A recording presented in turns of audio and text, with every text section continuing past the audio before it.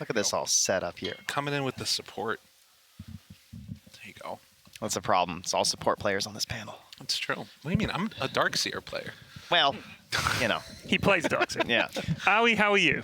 Good. Would you like a drink? Yeah, sure. Dakota, if you please. This guy's good. Excellent service. Trying to get camera time. Bringing the beer in. All right, how has your TI been so far? This TI? This TI. I mean, it's really weird because I've never really watched a TI before.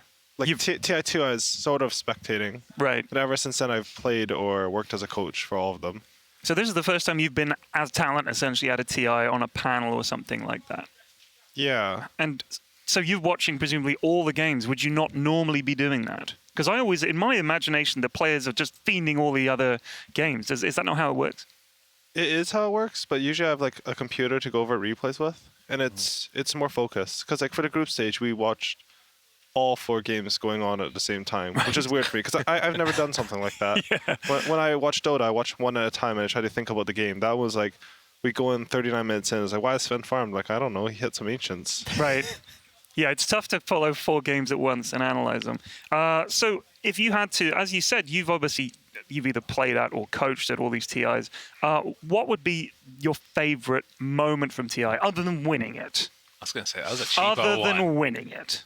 I think when we played versus Vici on Cloud9, TI4, Sing Sing played Meeple. We were playing versus like some insane anti-Meeple draft. I think that game was pretty hype. It's like, I've mentioned this before, but it's not even the cheers of the crowd, which are obviously amazing, but it's like the vibrations that go through the booth. I feel like those are the feelings you never forget. Of the ground shaking because of a game that you're playing, right? Yeah, no, like something's happening. I cast some Scar spells or something, and it's shaking. I was like, So was that, I mean, most players, obviously, you guys have played for a long time, but I feel like a crowd of that size and that sort of hype is unique to a TI, right? So do you think that's sometimes why teams come here and perhaps they don't do it? They're not used to that level of ground shaking sort of hype?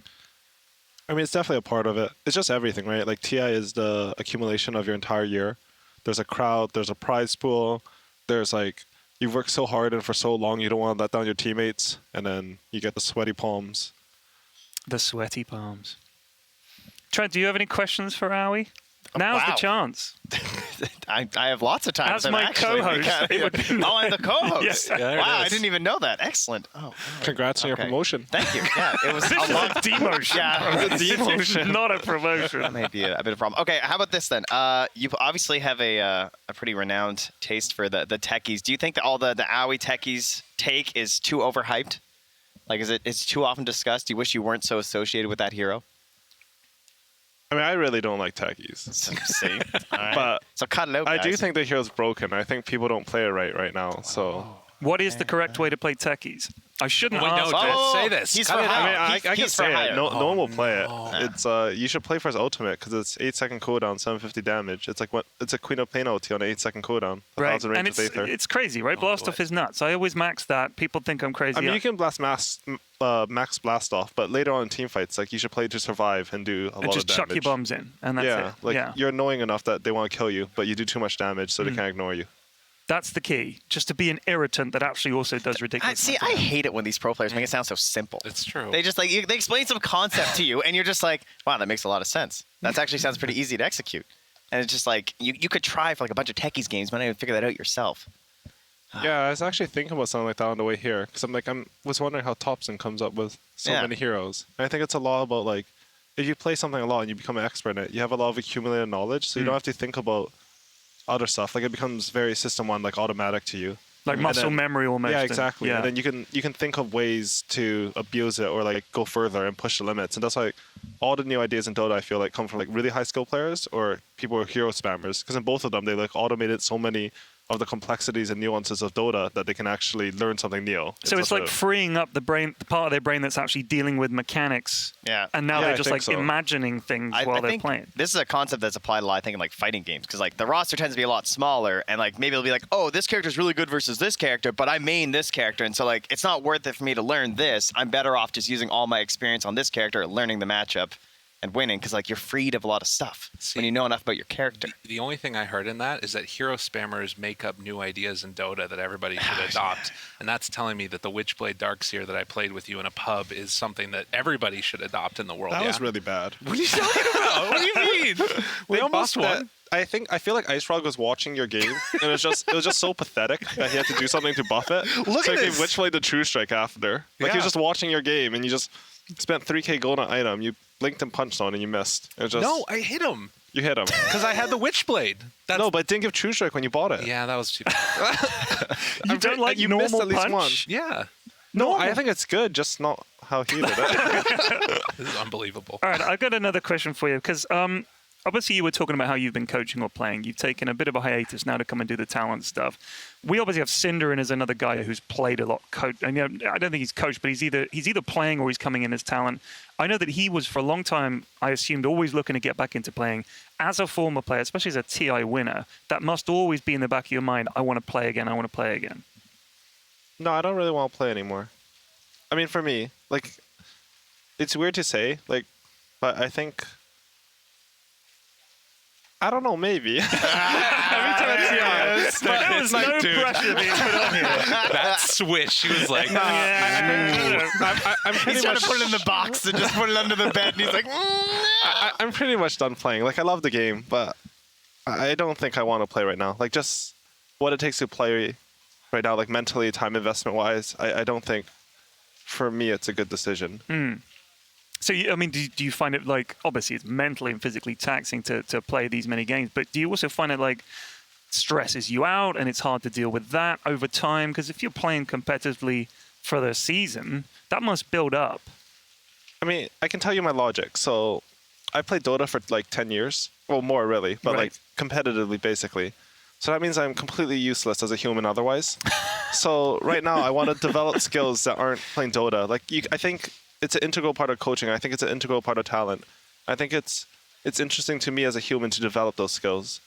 I don't know exactly why Jarek stopped playing. Maybe he's just too good and he got bored of winning. But I feel like I want it to be a similar path where I want to become like more fleshed out. Like maybe it's an excuse for not being good enough. But I think you can't do it while playing. It's people understand that it's a lot of hours, but I don't think they understand how many. And like even when you're not working, you always have to be on. Because if you're not, the next person is, and they're going to surpass you. Do you guys treat playing Dota that seriously? I will say I treat talent like that. I had Yeah, that I agree. conversation before with my family members where they're just like, "So what are you doing next week?" I'm like, "Well, I don't know." They're like, "Well, are you off?" I'm like, "Well, maybe." It's like, "Well, is there a tournament happening?" "Yeah." "Are you going to work it?" If I get invited, I might do it." It's like, "Well, why are you working so much?" It's like, "'Cause if I don't, someone else will." I'm Right. Like, I want to keep going. Like we actually are. Like I finally figured out why it feels so good to be talent because it is a competition and like. In some ways, it's an incredibly difficult one because there's no MMR and there's obviously a lot of facets you have to go through in terms of like your social media presence and then like what tournament organizers like you and how you did at your last tournament compared all together, right? And so you're trying to hit all these markers. And again, it's that same feeling. It's like if I'm not working on this right now, if I don't go watch that replay from LGD tonight at 11 p.m., I'm falling behind.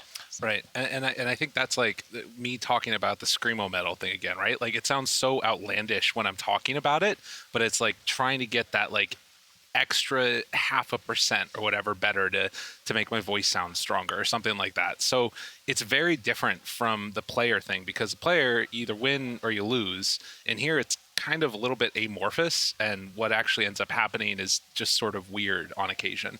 But you just got to put everything that you have into it. We also don't get the chance to win millions of dollars. Nah, that's okay. Wait, you though. guys aren't getting millions? You guys are getting paid?